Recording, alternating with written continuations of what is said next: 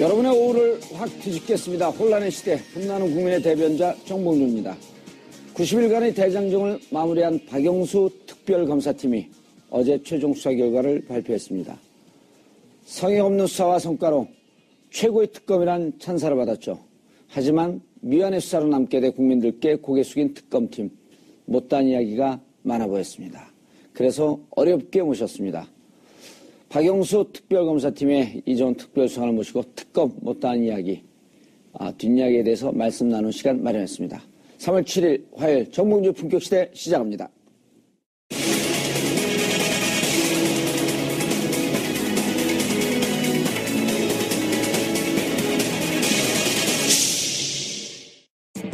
지난해 12월 21일 헌정사상 초유의 국정농단 사태를 파헤치기 위해 공식 출범한 박영수 특검팀. 박영수 특검팀은 이후 지난달 28일 수사가 완료되는 시점까지 끈질긴 노력과 성역 없는 수사를 통해 다양한 성과를 보여줬습니다. 특검은 비선실세 최순실 씨를 비롯해 김기춘 전 비서실장, 이재용 삼성전자 부회장 등 13명을 구속했습니다. 또 박근혜 대통령과 최순실 씨가 삼성으로부터 433억 원의 뇌물을 받은 공범이자 문화예술계 블랙리스트 사건의 몸통임을 밝혀내기도 했습니다. 한편 아쉬운 점도 있습니다. 박 대통령의 세월호 7시간 행적을 밝혀내지 못했고 청와대 압수수색 및 대통령 대면 조사도 실행하지 못했기 때문입니다. 하지만 이런 아쉬움에도 불구하고 역대 12차례 특검 중 최고의 특검이라는 찬사를 받으며 막을 내린 박영수 특검팀. 그들이 보낸 파란만장했던 지난 90일간의 기록과 그 뒷이야기를 지금부터 들어보겠습니다.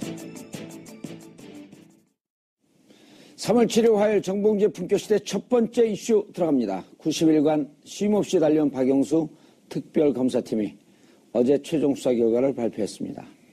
모든 혐의의 중심에는 박 대통령이 있음을 분명히 했는데요. 사상 최악의 국정농단 사건을 맡아 역대 최고의 성과를 낸 박영수 특검팀.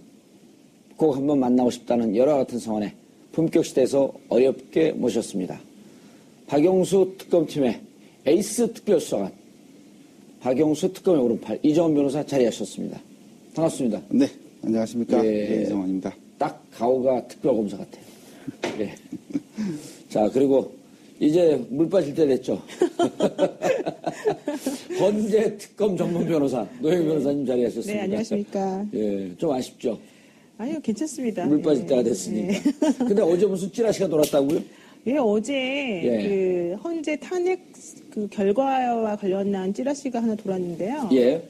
각하 두 분, 그러니까 재판관이 8분이잖아요. 각하 2분, 뭐 기각 3분, 인용 3분 이런 식의 결과가 나올 것이다. 라는 내용으로 그 소문이 돌더라고요. 오늘 방송 보고 헌재에서 그렇게 결론 내면 어떡하죠? 글쎄요. 예, 이 변호사님 수고하셨습니다. 네. 예, 보람 있으시죠? 그렇죠. 뿌듯하죠. 어떻게 합류하게 됐어요? 특별수사관으로 합류하신 거죠? 네, 그렇습니다. 예. 예. 박영수 변호사님이죠. 박영수 특검하고는 제가 한 5, 6년 전부터 같이 일을 했고요. 같은 법무법인에서 같은 형사팀에서 같이 일을 했고 그렇기 때문에 특검님 임명되면서 박영수 변호사님이 남아라, 준비해라 이렇게 하시니까 이의 제기를 할 수 있는 상황이 아니었습니다. 예. 제가 하나 첨언해드리면은 예전에 대한변호사협회 사업이사를 이정환 변호사가 했거든요. 사업이사? 예, 제가 이때 대변인 하고 있을 때였는데 그때 그 박영수 변호사님이 그 세금 지자체 낭비 특별위원회라고 대한변협에서 만든 그 위원회가 있어요. 그 위원회 위원장이셨고 그 일을 이정원 변호사가 거기 밑에서 같이 했거든요. 그래서 그때 일을 너무 잘해서 특별히 찍으셨죠. 아하. 그래서 이제 사업이사면 그 손범규 변호사도 사업이사 출신 아닌가요? 네, 아마 그럴 겁니다. 예, 여러 부류가 있습니다. 네. 손범규 사업이사는 국회에서 공청회 할 때, 이건 탄핵 사유다 이렇게 얘기했다가. 그건 최명성. 최명성. 네, 최명성. 최명성 법제이사. 법제이사. 그거 좀 틀린가요, 사업이사하고? 네, 사업이사랑 법제이사랑 틀립니다. 법제이사가 상당히 높은 자리입니다. 그리고 이제 그런 연으로 들어가셨는데, 어쨌든 이번에 특별검사 그 팀이 절반의 성공이라고 그랬고 점수를 물어보니까 한 30점이다. 이렇게 또 겸손까지 살짝 보여주시고. 30점. 글쎄요. 그러니까 전체 수사 대상 저희가 예. 각종 사회적으로 굉장히 많은 의혹들이 벌어졌었고 그 의혹 있는 사건 중에 한 20-30% 정도만을 수사해서 저희가 기소를 한 것 같아요. 예. 그러니까 그런 의미에서 본다고 한다면 한 20점, 30점 이 정도밖에 안 되겠죠. 예. 근데 이제 뭐 수사의 의지 내지는 얼마나 열심히 했느냐. 예. 뭐 이런 측면에서 본다면 한 80-90점 주고 싶고요. 그리고 그다음에 저희가 이제 특검 연장이 안 될 걸 전제로 그래서 저희가 1차 수사 목표를 잡고 조사에 임했었거든요. 2월 28일까지. 그렇습니다. 예. 조금 아쉽긴 하지만 그래도 뭐 그렇게 했던 목표는 거의 한 70-80% 정도는 70-80%. 예. 예.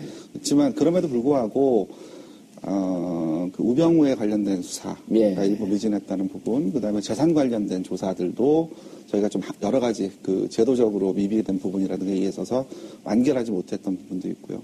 예. 그다음에 또 의혹이 많았던 여러 대기업들이 있었습니다. 이제 이런 대기업들에 대한 수사까지 확대하지 못한 점은 매우 아쉽습니다. 알겠습니다. 총론으로 이제 그렇게 말씀하셨는데 처음 특검법이 통과될 때 그때부터 특검법이 너무 수사 대상이 광범위해갖고 좀 그 문제가 있었다. 이제 이런 지적을 좀 하셨는데요. 원래 특검법이라고 하는 게 그 한 사건, 원포인트 수사를 담당하는 게 특검법 아닌가요? 그렇죠. 예. 그러니까 원래 이전의 역대 특검법을 보면 그 하나의 단건 사건에 대해서 특검법을 발의하고 그것도 특히 그런 사건들이 검찰 측에서 수사가 적절하지 않다거나 이런 사건들에 대해서 이제 그 특검을 발의해서 특검법을 발의해서 특검이 수사하게 되는 경우가 많았는데 이번 사건 같은 경우에는 사건의 수가 너무 많았습니다. 너무 많았죠. 그러니까 이게 과연 특검법으로 해결할 수 있는 사건인지 이거에는 의문이 있죠. 그러다 보니 기존의 단건 수사에 적합하도록 만들었던 특검법으로는 수사하는 과정에 여러 가지 장애물이 많이 있었습니다. 이번 특검법을 만든 게 기존의 여야가 합의해서 있는 상설특검법의 큰 테두리 안에서 만든 거죠. 그렇습니다. 예. 그렇지만 아까도 말씀드렸듯이 이게 상설기구화 돼가지고 뭔가 조직을 통해서 충분한 시간을 갖고 조사하는 것이 바람직하지 않은가. 예를 들면 이제 공수처라든지 아니면 상설특검이라든지 이런 기구가 만들어져서 충분한 시간을 가지고 충분한 인력을 이제 지원을 받으면서 그렇게 수사를 해야 충분한 성과가 나지 않겠는가 이런 생각을 해봅니다. 자, 준비기간 20일 있었고요. 네. 준비기간 와중에 또 특별수사본부가 수사를 계속 하고 있었잖아요. 네네, 그럼 준비기간 20일 동안에 우리 특검의 목표는 어디까지 가겠다? 이런 목표 설정을 좀 해놨었나요? 수사 대상을 주로 뭐로 하겠다? 우선 이제 가장 의혹이 있었던 부분이 이제 그 검찰에서 강요죄 이런 걸 기소를 했지만 최순실 씨를 그 부분이 과연 뇌물이 아닌가 그리고 그걸 뇌물죄로 봐야 된다라고 하는 여러 가지 언론 또는 법률 전문가들의 의견이 많았습니다. 그러니까 이제 그 부분에 대해서 과연 이것이 뇌물에 해당되는지에 관련해서 일단 한번 추적하고 밝혀봐야 될 것이다. 그리고 이제 최순실 뇌물죄 이미 특검에서는 강요죄로 검찰에서 강요죄로 기소를 해놓은 상태고 뇌물죄. 네네. 그러고 이제 그와 관련해서 이제 그 관련 대기업 수사를 어디부터 시작을 해야 될 것이냐. 이 뇌물 사실 그 당시에 미르재단과 K스포츠재단에 그 돈을 돈을 냈던 여러 가지 대기업들이 기업들이 있었는데 이제 거기에 관련해서 이제 뭐 대가 관계라든가 부정한 청탁이라든가 이와 관련해서 굉장히 의혹이 많았던 여러 기업들이 있었습니다. 이제 그 기업들 중에서 어떤 기업부터 수사를 해야 될 것인지 뭐 이거에 대해서도 논란이 있었고요. 뭐 그 다음에 또 말씀드렸듯이 이제 그 당시에 청문회가 같이 진행됐죠. 그 청문회 진행되면서 아마 그 국민들이 여러 가지로 이제 불편한 분들이 많으셨을 겁니다. 와가지고 모른다, 그 다음에 기억이 나지 않는다. 이제 그러면서 이제 그 문제가 되었던 이제 뭐 예를 들면 김기춘, 뭐 우병우, 뭐 이런 분들에 대한 수사도 또 아울러 하지 않을 수 없었습니다. 그래서 일단 기본적인 그 첫 번 그 수사는 일단 그 정도는 우선 먼저 해결해야 되는 것이 아니냐. 거기를 목표를 잡고 일단 최순실 씨의 뇌물죄가 첫 번째 타겟이었다. 첫 번째 목표였다. 그렇습니다. 이렇게 이해도 되나요? 네, 그렇습니다. 그런데 최순실 씨가 잡혀갈까봐 고민을 하고 있었다고요? 그게 무슨 뜻이죠? 이제 이게 다른 사건과 좀 다릅니다. 예. 그러니까 지금 이 사건 저희 같은 경우에는 검찰이 이미 일정 부분 사건에 대해서 수사를 했고 그거에 대해서 이미 기소를 해놓은 사건을 저희가 이어받아 수사를 하게 된 예. 상황이었죠. 근데 이제 최순실에 대한 강요죄 부분은 그러니까 그 법률 용어로 공소사실의 동일성 인정되는 범위라고 얘기를 합니다. 예. 즉 무슨 말씀이냐면 그와 동일한 사건의 경우에는 재판이 확정되면 일사부재의 원칙상 더 이상 수사를 못하게 됩니다. 따라서 강요죄의 부분하고 뇌물죄의 부분은 아까 말씀드렸던 공소사실이 동일한 범위에 해당된다라고 예. 하는 것이 이렇게 이해하면 되나요? 네. 한 건의 범죄 행위인데 그렇습니다. 예. 기존의 검찰에서는 그 특수본에서는 네. 이미 강요죄로 기소를 했어요. 네, 그렇습니다. 그런데 이 재판이 진행되고 있으면 예. 다시 뇌물죄로 기소를 할 수가 없다. 네, 예, 그럴 수도 있습니다. 네, 그래서 잘 모르는 사실들인데 기소를 못하는 건 아니고 예. 기소는 할 수 있겠지만은 예. 여기서 지금 이 변호사가 말하는 거는 예. 기소를 못하냐 하나의 문제가 아니라 만약에 재판으로 강요라고 하는 것을 최순실 씨가 인정해 버리면 재판이 끝나버리지 않습니까? 예. 그러면 다시 똑같은 절차를 못하도록 되는 그러네, 거예요. 일사부재의 원칙. 예, 그런 걸 말하는 거죠. 예. 그래서 재판이 진행되다가 네. 최순실 씨가 자백으로 그냥 끝나버리면 예, 제가 강요한 거 맞습니다. 그리고 항소를 안 하게 되잖아요. 그렇게 되면. 검사는 항소할 이유가 없죠. 자백해버렸으니까. 그러네. 근데 최순실 씨는 본인이 그냥 인정했으니까 항소를 안 하면 확정이 되잖아요. 예. 확정되고 나면 다시 똑같은 범죄 행위에 대해서 다른 이름으로 기소하면 안 되잖아요. 그래, 당신이 이 건에 대해서 처벌을 받았기 때문에 그렇습니다. 확정됐기 예, 때문에 예. 다시 뇌물죄로 기소한다라고 하는 것은 일사부재의 원칙에 위배된다. 그래서 예전에 검찰이 그런 식으로 좀 봐준 예가 있어요. 예를 들면 A라고 하는 사람이 범죄가 큰 범죄명으로 원래는 기소가 돼야 될 건데 한 건인데 같은 건인데. 네, 같은 내용이죠. 예, 같은 근데 내용인데. 작은 범죄명으로 먼저 아예 평을 확정시켜 버리는 거예요. 그러고 나면 아무리 큰 건으로 이 사람 처벌하고 싶어도 못 하잖아요. 이미 재판이 끝났으니까. 그 사건에 대해서. 그런 식으로 혹시 될까봐 야, 걱정을 근데 했다는 수사를 거죠. 하면서 그러니까 자백을 할까봐 걱정을 한다? 이런 거 사실 모르고 있었던 일 아니에요? 그러면. 하죠. 예. 최순실 씨한테 고마워해야겠네요. 그렇습니다. 저희 조마조마했습니다. 아, 진짜 조마했어요? 네. 물론 이제 그게 인정됐을 경우에 뭐 여러 가지 사회적 파장 이런 것들을 고려해서 예. 또 대통령에 대한 좀 어떤 그 탄핵 심판이 진행되고 있던 상황이기 때문에 예. 설마 했죠. 설마 자백을 하겠냐라는 생각을 했지만 그럼에도 불구하고 법리적으로는 따졌을 경우 만약에 자백을 해서 그 1심 재판이 확정돼 버린다면 예. 그러면 이제 더 이상 최순실에 대한 뇌물죄 수사는 불가능해지는 것이고 그렇다고 한다면 그에 따라서 대통령에 대한 뇌물죄 수사, 삼성에 대한 수사 이렇게 확대할 수가 없게 될 수 있다. 예. 그것 때문에 저희들이 나름대로 법적으로 고민을 했었고 그쪽의 변호사하고 수싸움이 붙지 않았나요? 이 문제 갖고. 그쪽 변호사는 이런 전략을 생각 안 했나요? 아마도 거기까지 생각을 못하지 않았나 싶습니다. 그리고 특검팀 머리가 더 좋았다. 그리고 저희 쪽에서는 그것 때문에 이제 저희가 그 이미 특수본에서 기소한 사건에 예. 저희가 공소유지에 관여해야 되는 게 아니냐. 이런 논의들도 있어요. 그런데 특검법에는 공소유지에 관여할 수 없게 되어 있잖아요. 그렇습니다. 관여할 수 있는 권한이 없습니다. 초창기에는 그거 갖고 좀 초조하긴 하셨겠네요. 네, 그렇습니다. 최순실을 뇌물죄로 기소를 하고 네. 여기에서 대통령과의 연관성을 찾아야 되는데 네, 그게 최종 목표인데 그렇습니다. 중간에서 한 7분 응선에서 끝날 수 있을까 봐. 그렇죠. 그러니까 가장 중요한 혐의자가 뇌물죄로 처벌을 받지 않는데 수사를 확대한다는 건 또 그 공평의 원칙을 좀 반할 수가 있고 필요적 공범 원칙 때문에 그런 그렇습니다. 것도 있죠. 뭐라고요? 필요적 공범이잖아요. 뇌물이라고 하는 거는 준 사람이 있고 받은 사람이 있어야지 그렇죠. 성립이 되는 거니까. 대통령하고 최순실 씨 같은 경우는 이제 똑같이 받은 사람으로 취급이 되니까. 그래서 삼성은 준 사람도 있고. 근데 최순실 씨가 만약에 뇌물이 안 되고 강요로 끝나버리면 뭐 뇌물은 아무도 안 되는 거죠. 삼성도 그렇게 했고 강요로 끝났으면 삼성도 피해자 코스프레로 끝난 얘기네요. 삼성 너무 좋아했겠죠, 그러면. 근데 아마 그 전까지는 최순실 씨랑 이게 얘기가 안 된 것 같아요. 그 얘기 들으니까 섬뜩하네요, 지금. 내부적으로는 그 부분에 대해서 법리적으로 여러 가지 검토를 했었습니다. 그 최순실 씨한테 절대 자백하지 마라.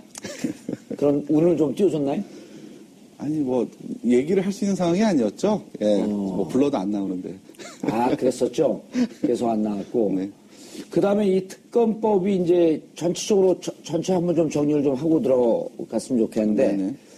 자, 그래서 최순실 씨 뇌물죄가 목표였었고. 네. 그럼 진행되는 와중에 블랙리스트 이런 건 예기치 못했는데 좀 얻어 걸린 측면이 있는 거 아닌가요? 사실 그렇기도 합니다. 그러니까 문체부에서의 내부 제보도 상당히 있었고요. 그러니까 그렇게 하면서 그와 관련된 여러 뭐 유진용 장관의 진술이라든지 그다음에 또 청문회 과정에서 또 그런 진술들이 막 튀어나오지 않았습니까? 그러다 보니까 이제 그 블랙리스트에 대한 수사가 탄력을 받을 수 있었습니다. 그리고 그럼 몇 팀에서 했죠, 블랙리스트는? 블랙리스트가 2팀. 왜 여기다 물어봅니까? 여기 특검입니까? 이 팀에서.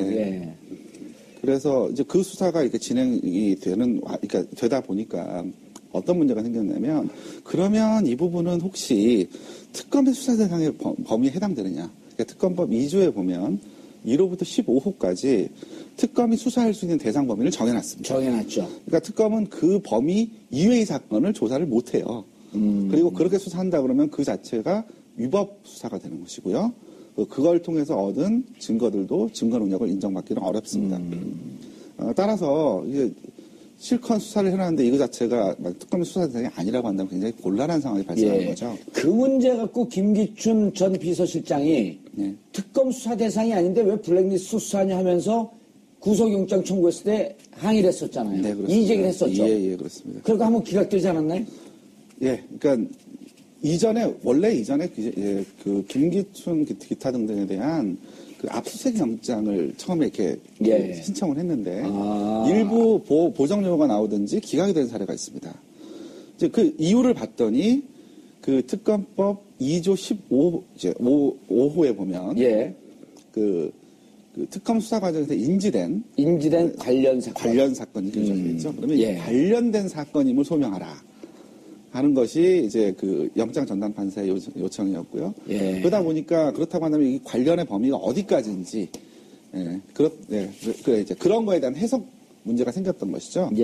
뭐 특검법 내부에서는 뭐 충분히 이 수사를 하는 과정에서 관련된 사건이라고 저희는 이제 보고 수사를 했는데 이제 그 부분에서 뭔가 약간 제동이 걸리니까 브레이크가 걸리니까 이 부분에 조금 더 저희가 더 연구를 했었습니다. 그랬고 블랙리스트 수사는 이후에 이제 이런 내용을 알았는지 김기춘 전 실장이 이건 특검 수사 대상이 아니다라고 특검법상 이제 그 부분을 다투는 이의제기하는 규정이 있거든요. 그거에 따라서 법원에 이의신청을 했었고 법원은 합리적 범위 안에서 관련성 있는 사건이라고 하는 그 개념을 쓰면서 블랙리스트 사건도 관련 사건에 해당된다. 그래서 수사 대상 범위에 해당된다라고 해서 논란을 정리를 했습니다.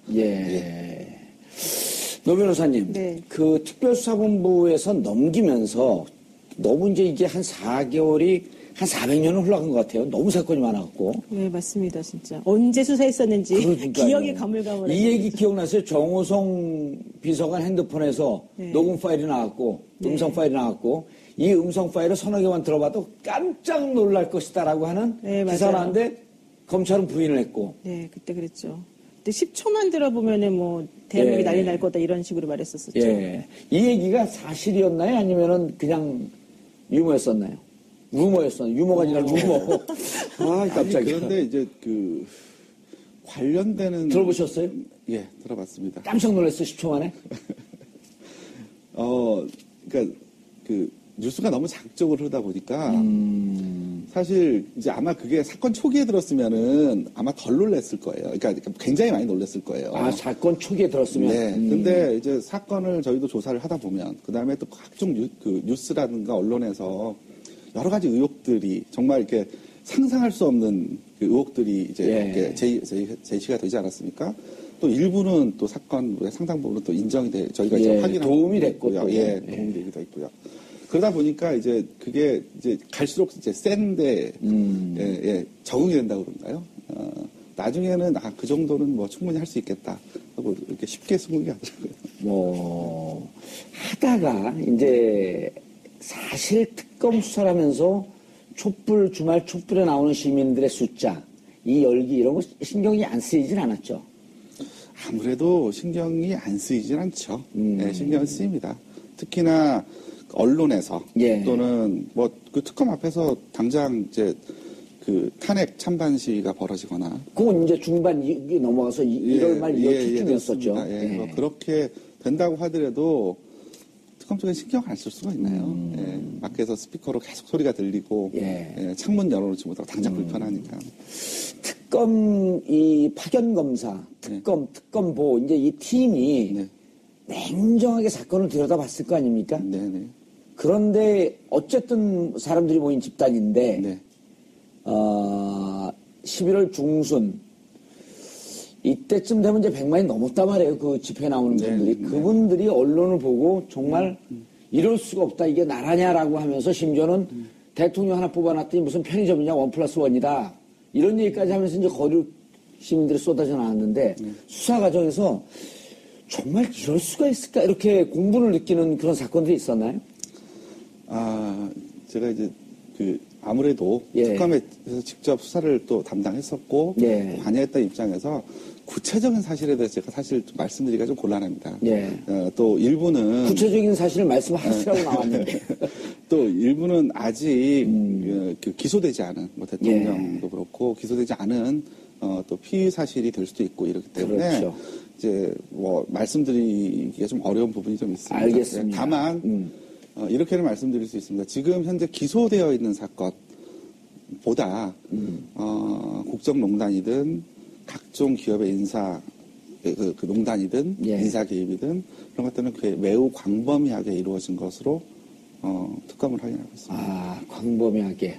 그래서 언론에 확인이 된 것만 언론에 노출되거나 이렇게 나올 수밖에 없지만 그 내용이 훨씬 깊고 광범위한 것으로 확인을 했다.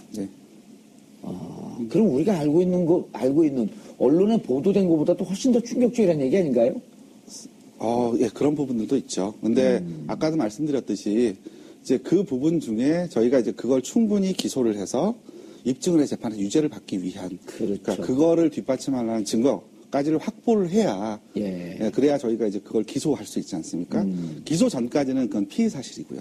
그렇기 때문에 저희가 실제로 들여다보기도 했고 또 확인도 했던 팩트들도 있지만 그런 부분들을 방송에서 다 말씀 못 드리는 건 아쉽긴 합니다. 자, 일단 최순실 씨는 기소를 했죠. 네, 그렇습니다. 최순실 씨 기소했고 그다음 삼성 이재용 씨 기소했고 우병우 전 수석 기소 못했고 요 기소된 분들 혐의 중심으로 좀 얘기를 좀 해보시죠. 그러면. 네, 그렇게 하시죠. 대통령은 아직 기소를 못했죠. 할 수 없죠. 불소추의 특권이 있으니까 일단은. 네, 그렇습니다.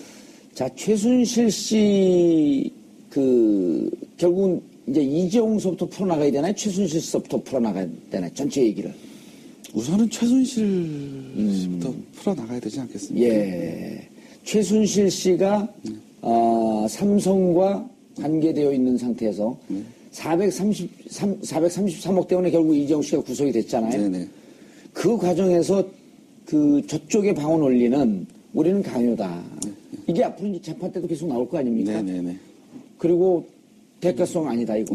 강요돼서 권력이 저렇게 서슬퍼르게 살아있는데 어떻게 피하겠냐. 이 부분은 어떻게 보시는 거예요? 그러니까 그게 단순히 강요가 아니고, 그러니까 이제 강요죄로 이미 특수본에서 기소를 했지 않습니까? 이제 그것이 아니고, 그러니까 이게 뇌물로 볼 만한 부정한 청탁이랄지 대가 관계가 충분히 인정된다라고 할 만큼의 저희가 증거를 확보했고요. 했기 때문에 저희가 기소를 한 것이죠. 그러니까 그렇다면 그와 관련된 부분은 향후 이제 재판이 벌어지면서 그러니까 실제로 강요죄로 기소했던 특수본에 이미 기소했던 사건들 중에서도 공소장 이외에 재판정에서 각종 증인들이 하는 증언들 보면서 아마 국민들께서 깜짝깜짝 놀라신 부분들이 많을 거예요. 그걸 통해 또 아마 또 새롭게 밝혀진 부분도 굉장히 많을 것이고, 그러니까 또 수사 로직상 또 저희가 카드로 또 갖고 있어야 되는 부분도 있기 때문에 그러니까 제가 이 자리에서 그런 구체적인 내용까지를 다 설명을 드릴 수는 없습니다. 근데 제가 하나 첨언을 하면 오늘 첨언하러 나왔는데 지금 검찰 특수본에서 최순실 씨에 대해서 강요죄로 하고 대통령에 대해서도 뭐 제대로 뇌물 못하고 특히 이재용 삼성 부회장 등에 대해서 못한 이유 중에 하나는요. 예를 들면 안종범 수첩 같은 것들이 그 당시에는 안 나왔었기 때문인 거예요. 그러니까 이재용 부회장이 대통령에 대해서 어떤 대가성 있는 청탁 같은 걸 하고 또 그로 인해서 이 순환 구조를 따라서 대통령이 뭔가 행위를 해주고 이런 구조가 지금 특검에서는 나왔지만 실질적으로 그 당시에 검찰 특수부는 수사할 때까지는 그것에 대한 명확한 증거가 사실은 나오지가 않았었죠. 안정범 수첩 39건 이런 것들이 나오지 않아서 독대 자료에서 정확히 무슨 말이 오고 갔는지가 나오지 않았었고 그 이후에 1월 20일 전후였었죠. 네네. 그러니까 그 이후에 기본적으로 대통령의 그러니까 삼성이 물산하고 모집 간의 합병 이후에 어떤 식으로 특혜를 입었는지에 대해서 그때까지 제대로 밝혀지지 않았기 때문에 제대로 못했었던 건데 이번에 이제 특검에서는 그 이후에 나온 것들에 대해서 가지고 증거를 만들어서 제출했기 때문에 이게 좀 뇌물죄로 다시 전환이 가능해지는 그런 성격이 있거든요. 예. 자, 중요한 게 1월 19일 날 영장이 기각됐고 2월 17일 날 영장이 청구하면서 영장이 발부가 됐단 말이에요. 네. 그 두 사건 사이에 결국 433억이 뇌물일 것이다라고 하는 것을 일단 법원에서 받아준 건가요? 어떻게 된 건가요? 그렇죠. 뭐 예. 1차적으로 사실 뭐 다른 사건도 아니고 삼성 이재용 부회장에게 영장을 발부할 정도가 됐다고 한다면 예. 법원에서도 상당 부분 범죄 혐의가 인정된다를 전제로 영장을 발부하지 않았을까 생각이 되고요. 잠깐만요. 19일 날 영장 발부될지 기각될지 몰랐어요? 아니요. 그러니까 그 특검 내부에서는 예. 굉장히 자신 있게 생각을 했습니다. 충분히 이 정도면 영장이 발부될 수 있다. 그리고 왜 안 됐어요, 근데? 만약에 글쎄요. 서 나오고 수첩 안 나왔으면 어떻게 할 뻔했어요? 예, 그 법원의 판단이니까 예. 사실 그거에 대해서 글쎄 예를 들면 그 구속영장이라고 하는 거는 법원의 최종적인 판단이 아니지 않습니까? 예. 이제 구속을 해서 그걸 가지고 계속해서 수사를 더 해보겠다라는 것이거든요. 그렇죠. 영장이 안 나왔으니까 내부적으로는 그러면 그냥 영장이 안 나온 대로 뭐 불구속 기소하자. 뭐 이런 그 논의도 있었지만 그 삼성에 관련된 수사가 되게 중요했던 거는 다른 대기업들에 대한 수사보다 굉장히 수사가 특수본에 많이 되어 있었고 그와 특수본에서 그렇습니다. 예. 그러고도 이후에 또 새로운 관련 그 증거라든가 증언들이 또 많이 나왔고 더 추가적으로 예. 많이 확보가 됐고 대통령은 아직 기소를 못했죠. 네. 할 수 없죠. 불소추의 특권이 있으니까 일단은. 네, 그렇습니다. 자, 최순실 씨 결국은 이제 이재용서부터 풀어나가야 되나요? 최순실서부터 풀어나가야 되나요? 전체 얘기를. 우선은 최순실 씨부터 풀어나가야 되지 않겠습니까? 예. 최순실 씨가 삼성과 관계되어 있는 상태에서 433억 때문에 결국 이재용 씨가 구속이 됐잖아요. 네네. 그 과정에서 저쪽의 방어 논리는 우리는 강요다. 이게 앞으로 이제 재판 때도 계속 나올 거 아닙니까? 네네네. 그리고 대가성 아니다 이거. 네. 강요돼서 권력이 저렇게 서슬퍼르게 살아있는데 네네. 어떻게 피하겠냐. 예. 이 부분은 어떻게 보시는 거예요? 그러니까 그게 단순히 강요가 아니고, 그러니까 이제 강요죄로 이미 특수본에서 기소를 했지 않습니까? 예. 이제 그것이 아니고, 그러니까 이게 뇌물죄. 뇌물로 볼 만한 부정한 청탁이랄지 대가관계가 충분히 인정된다라고 할 만큼의 저희가 증거를 확보했고요.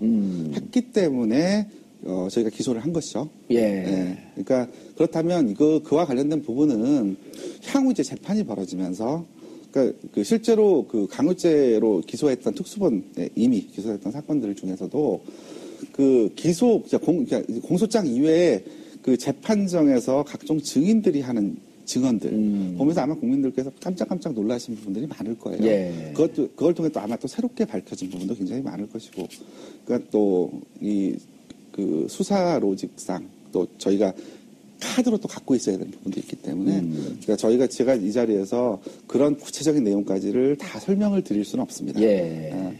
네. 근데 제가 첨언을 하면 예. 오늘 첨언하러 나왔는데 지금 그 검찰 특수본에서 최순실 씨에 대해서 강요죄로 하고 대통령에 대해서도 뭐 제대로 뇌물 못하고 특히 이재용 삼성 부회장 등에 대해서 못한 이유 중에 하나는요. 예. 예를 들면 안정범 수첩 같은 것들이 그 당시에는 안 나왔었기 때문인 거예요. 그러니까 이재용 부회장이 대통령에 대해서 어떤 뭐 대가성 있는 청탁 같은 걸 하고 또 그로 인해서 이 순환 구조를 따라서 대통령이 뭔가 행위를 해주고 이런 구조가 지금 특검에서는 나왔지만 예. 실질적으로 그 당시에 검찰 특수본을 수사할 때까지는 그것에 대한 명확한 증거가 사실은 나오지가 않았었죠. 안정모 수첩 39건 이런 것들이 네. 나오지 않아서 독대 자료에서 정확히 무슨 말이 오고 갔는지가 나오지 않았었고 예. 그 그게 이후에 1월 20일 전후였었죠. 네네. 예. 그러니까 그 이후에 기본적으로 대통령의 그러니까 삼성이 물산하고 모집 간의 합병 이후에 어떤 식으로 특혜를 입었는지에 대해서 그때까지 제대로 밝혀지지 않았기 때문에 제대로 못했었던 건데 이번에 이제 특검에서는 그 이후에 나온 것들에 대해서 가지고 증거를 만들어서 제출했기 때문에 이게 좀 뇌물죄로 다시 전환이 가능해지는 그런 성격이 있거든요. 예.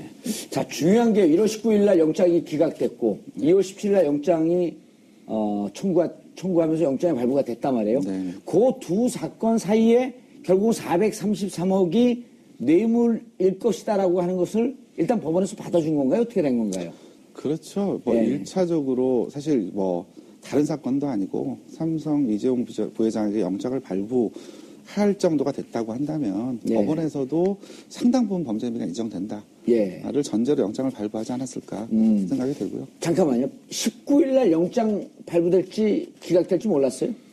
아니요. 그러니까 그 특검 내부에서는 예. 굉장히 자신 있게 생각을 했습니다. 충분히 이 정도면 영장이 발부될 수 있다. 그리고 왜 안 됐어요, 근데?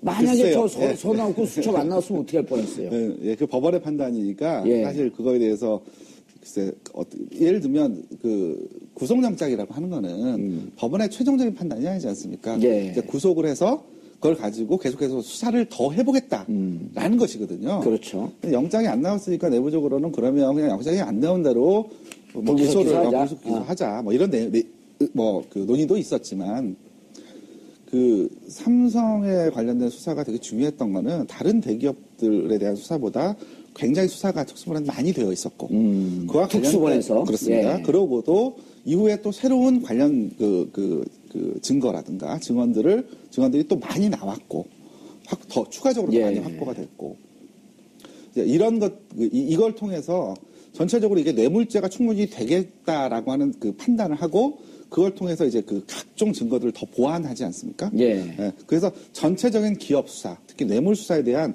기본 틀이 만들어진 거예요. 그러면 이 틀을 가지고 이후에 나머지 대기업들도 기본적인 이 프레임을 가지고 앞으로 수사할 수밖에 치고 들어가면 없을 되겠구나. 겁니다. 예, 예. 그렇습니다.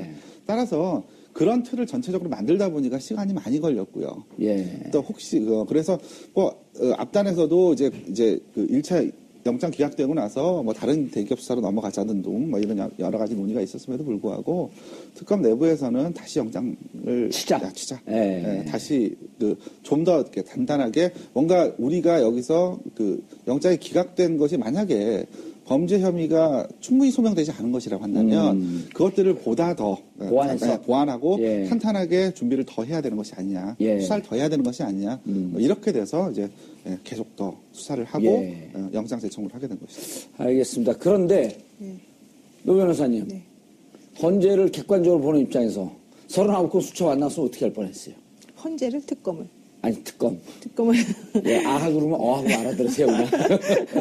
헌재하고 특검 왔다 갔다 해주겠어. 근데 이제 39건이라고 하는 거는 사실은요, 예. 상당히 그 객관적인 증거로서 증거 가치가 상당히 높은 것이거든요. 또 그렇게 증거 가치가 있으니까 감춰놨잖아요. 그러니까요. 예. 그래서 만약에 그게 나오지 않았다면 어쩌면 이번에 2차 영장도 혹시 발부가 안 될 수도 있었겠다. 이런 생각도 사실은 조금 해봤습니다. 저는. 그러니까 특검 내부에서는 자신했다라고 했었는데요.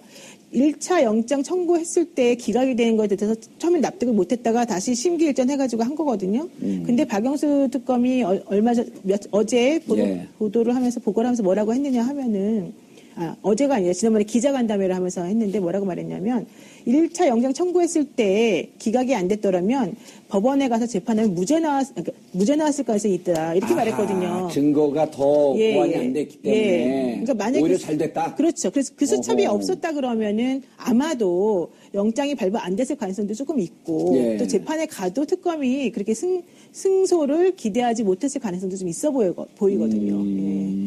의미 있는 얘기네요. 그 얘기가. 그러니까 박영수 특검이 그때 이제 특검이 끝나고 28일 끝나고 기자간담회를 이제 어떤 중국집에서 했는데 그때 당시에 그런 말씀을 하시면서 오히려 전화위복의 기회가 되었다 이런 얘기를 하셨죠. 그래서 19일 날 그냥 영장이 발부가 됐으면 요쯤 갖고 재판했었으면 그렇죠. 공소 유지하는 과정, 재판하는 과정에서 깨졌을 수도 그렇습니다. 있을 터인데 오히려 잘 이때 기각이 되면서 보완하고 39건을 찾을 수 있는 계기가 돼서 이젠 재판 한번 해볼 만하겠다. 네, 그렇습니다. 그리고 39건이 왜 나왔냐면은 그 블랙리스트 수사하다가 나온 거 아니겠습니까? 아니요, 그거는 박채윤 씨 수사하다 나왔어요.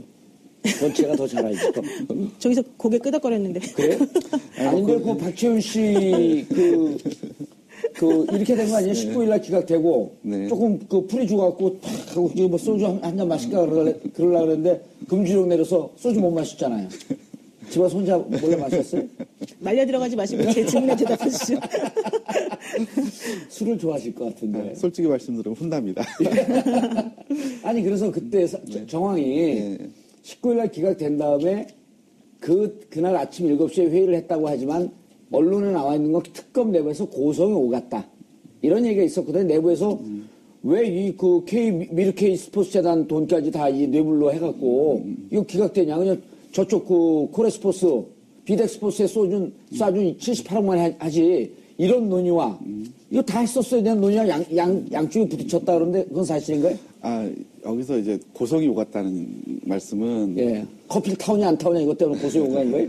아니요. 그러니까 사실 내부적으로는 그 토론이 굉장히 자유로운 분위기였습니다. 그래서 이제 그 검사님들, 거기에 참여하신 검사님들이라든가 실제 수사하셨던 검사님들 같은 경우에도 굉장히 자존심도 세시고요. 예. 그다음에 제가 아마 평생 만나본 그 독한 분들은 거기서 다 본 것 같아요. 그래서 그러니까 그랬던 분들이었기 때문에 또 고집들도 또 보통 센 분들이 아니겠죠. 예. 그래서 그 수사하는 과정 안에서 자기 입장들, 그러니까 어떻게 하는 게 올바르다고 하는 그 내용들에 대해서 자기 주장들은 굉장히 자유롭게 얘기를 했었고, 그다음 목소리가 좀 커지기도 했지만, 그러니까 대부분 이제 다 이렇게 그 내용들을 다 취합해서 특검님이 정리를 해주셨고 했기 때문에 뭐 그랬던 부분은 아닌 것 같고요. 그다음에 자, 39건이요. 하루 이틀 지난 다음에 이게 이제 그 삼성 재청구하는 방향으로 갈지 말지 한 일주일 동안 고민을 하다가 그 와중에 세월호 7시간을 다시 들여다보자 하면서 김용재 원장이 시술을 한 것 같은데 그런데 입을 안 열어? 그러니까 박채윤 회사쯤 하면 뭐 횡령이나 배임 정도 있을 테니까 한번 박채윤 그거 쳐보자. 거기서 의외의 성과가 나온 거 아닌가요? 저보다 더 자세하게 아시는 것 같은데. 피해갈 수 없어요. 아니요, 확인해 볼 수 없습니다. 아니, 근데 박채윤 그 집을 압수수색하고 네네. 그 음성 파일이 나온 거는 깜짝 놀랄 만한 일 아니었었나요? 그렇죠. 예, 그 부분들은 수사 과정에서 굉장히 중요한. 그리고 결국 그게 복선이 돼서 39건이 나올 수밖에 없었던. 근데 그거하고 조금 다릅니다. 조금 다른 거. 지금 계속 말씀드려요. 노영희 변호사님 제 말이 얘기해 맞다는 보시죠. 거죠. 블랙리스트 하다가. 블랙리스트 하다가 나왔다는 거죠. 블랙리스트하고 박채윤 씨하고는 관계가 없는데. 그러니까 그 전화 녹음해놓은 그것이 나온 거는 지금 아까 말씀하신 그게 맞고요. 추석 설날 추석날 뭐 드리려고 그러는데 추석 이후에 해주세요. 네네. 그 무슨 호텔 그 말씀은 중식장까지 다 얘기해놓고. 그 말씀은 우리 정 의원님 말씀이 맞고. 그다음에 이제 업무 수첩 39건이 추가로 나오게 된 계기와 관련해서는 이제 블랙리스트 수사하다가 건진 그런 보물 창고들이 많았는데 근데 그 중에 하나죠. 그럼 우리가 박채윤 씨 집을 이제 언론에서 이렇게 추론했거든요. 우리 이 오른팔님. 언론에서는 박채윤 씨 압수수색을 하니까 음원이 나와서 야 이렇게 되면 이거 빼박이 되는 거 아니냐. 안정범 수석에게 하니까 살려주십시오. 제가 보험을 하나 가져오겠습니다. 해서 이제 청와대에 있는 걸 가져왔다라고 하는 게 이제 언론의 추정이었단 말이에요. 그거는 좀 다른가요? 예, 그거하고 조금 다른 것 같습니다. 이거는 제가 뭐 조금 더 구체적으로 말씀드릴 수가 없는 부분이 또 하나, 그러니까 또 왜 이 부분이 조금 민감한 부분이냐면 그걸 입수 경위와 관련해가지고 현재 안정범 수석이 법정에서 증거 능력을 다투고 있습니다. 저쪽은 증거 능력이 없다. 그렇습니다. 우린 있다. 예, 그렇습니다. 그러니까 뭐냐면 이미 제출하고 알겠네요. 본인은 그 안정범 추가적인 수첩을 임의로 제출했다고 동의했음에도 불구하고 그리고 거기에 관련해서 본인이 진술했음에도 불구하고 막상 재판 과정에서는 이제 그게 그 취득 과정에 뭔가 문제가 있다라는 취지로 증거 능력을 다투고 있기 때문에 사실 그거에 대해서 저도 제가 알고 있는 내용을 다 말씀드릴 수 없는 부분인데. 알겠습니다. 그리고 우리 시청자분들은요 다 알아들었어요 이미. 그리고 여기에서 괜히 방송 좀 내용 좋게 하려고 얘기했다가 공소유지에 정말 문제가 생기게 되면 됐습니다. 우리 이종원 그 변호사님도 그러고 다른 분들도 그러고 수사 잘 해냈다가 결국 싸움은 이제부터 시작 아니에요? 이제부터 저분들은 이쪽에는 검사 한 8명이서 그 공소유지를 하는데 저쪽에서는 30명이 기소됐고 1인당 5명, 1인당 한 10명씩 붙어 있으면 일단 변호사 300명하고 싸우는데 대한민국에서 제일 잘 나가는 변호사들 아니에요. 근데 저희는 일당백이죠. 아, 그래요? 그러면 800대 300 해볼만 하네요. 예, 뭐 충분합니다. 예. 근데 지금 거기 남아 계신 건 아니죠, 지금은? 남아 있었으면 여기 이 자리에 못 있죠. 예, 남아 있진 않지만 박용수 특검의 비선 실세로서 계속 일을 하고 있다. 그건 아니고. 예. 알겠습니다. 우리가 2부 들어가면 이제 박근혜 최순실 공모에 대해서 얘기를 좀 해봐야 되는데 최순실 씨라고 하는 사람의 캐릭터에 대해서 많은 분들이 궁금해요. 레이저로 쏩니까? 직원들이 보고 뭐 이렇게 쓰러졌다는 뒷얘기들이 있던데? 예, 저도, 저희 직원들이. 실제 쓰러졌어요? 직원들이 엘리베이터 타고 이제 올라가다가 이렇게 서로 눈이 마주쳤답니다. 근데 갑자기 몸이 이렇게 인사가 90도로. 자기도 모르게? 자기도 모르게. 그러고 그때 느꼈던. 그래서 인사했대요, 안 했대요? 인사했답니다. 인사했대요? 그러고 나서 그때 이제 그 눈빛, 그 서늘한 눈빛 때문에 다음날 몸살이 나서 2명 다 직원들이 굉장히 아파서 힘들어 했거든요. 최순실 씨를 본 그분들이? 네네. 이야, 보고 싶네요. 그러고 그 이후에 제가 이거는 어떤 모 기자하고 얘기를 하던 과정에 얘기했던 건데, 모 기자가 이제 최순실 씨가 이제 특검에 이제 조사를 받으러 들어올 때 앞에서 마이크를 이렇게 들었던 기자가. 그렇게 마이크 한 번 잡고 일주일 동안 출근을 못했다는 얘기도 제가 들었습니다.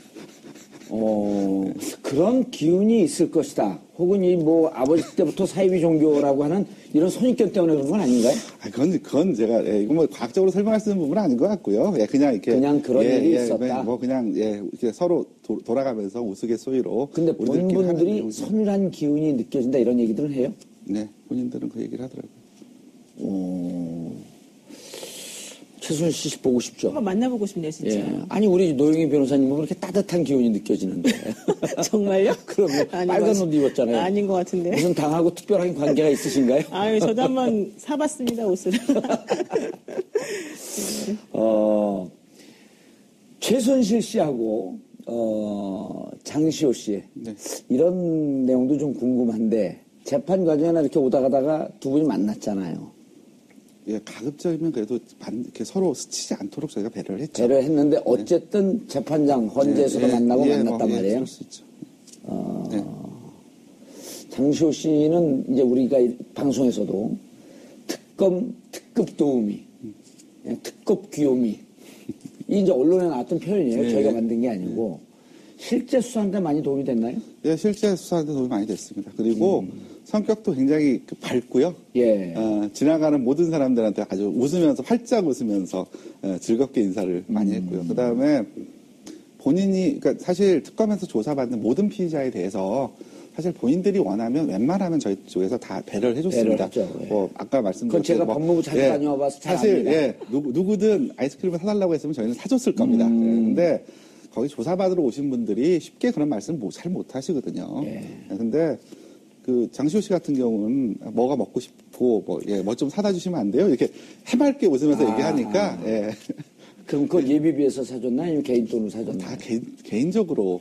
뭐 거기 변호사들도 있고 그런데 개인적으로 가서. 하나 궁금한 게 있는데 이재용 씨는 왜 냉장고 문을 본인이 열었나요? 그거 어떻게 아세요? 저 진짜 궁금해서 물어보는. 이재용 씨 같은 경우 굉장히 젠틀하다는 소문이 많았어요.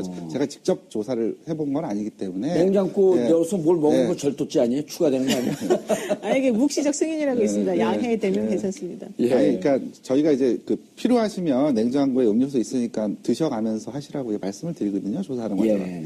근데 이제 그런데 뭐 옆에 같이 변호사가 있으셨지만 누구한테 시키거나 이런 분이 아니셨던 것 같고 본인이 직접 일어나서 꺼내서 그러니까 젠틀하기 때문에 그런 게 아닌가? 그런 게 아닌가? 그 얘기 아니에요? 왜 이상한 얘기를 하세요? 아니 내가 궁금했습니다. 아니 보통 회장이면 누구로 시키는데 이재용 그 부회장 같은 경우는 전용기도 팔았잖아요. 팔았죠. 그래서 제가 살라고 봤더니 좀 비싸더라고. 전용기도 팔고 어디 해외 출장 나갈 때 누구한테 가방 맡기지 않고 본인 직접 들고 이런 미담이 많이 있죠. 이재용 부회장에 대해서는. 그러다 보니까 이게 우리 냉장고, 그것도 삼성 냉장고였을 거 아니에요? 삼성이었어요? LG였어요. LG였어요. 내가 알잖아. 거기 들어가 보셨어요? 특검 사무실에? 저도 여기저기 다녔습니다. 예, 근데 어쨌든 젠틀하기 때문이라는 게 요점이네요. 그렇죠? 예, 이상한 얘기해놓고 방송을 재밌게 만드시네. 예. 여러분은 지금 박영수 특별검사팀의 특별수사관 에이스라고 부르죠. 저희는. 그리고 한쪽에서는 박영수 특검의 오른팔이라고도 부릅니다. 이정원 변호사와 만나고 계십니다. 한 발 더 깊이 들어가는 시사분석. 여러분은 지금 생방송으로 진행하는 정봉주의 품격시대와 함께하고 계십니다.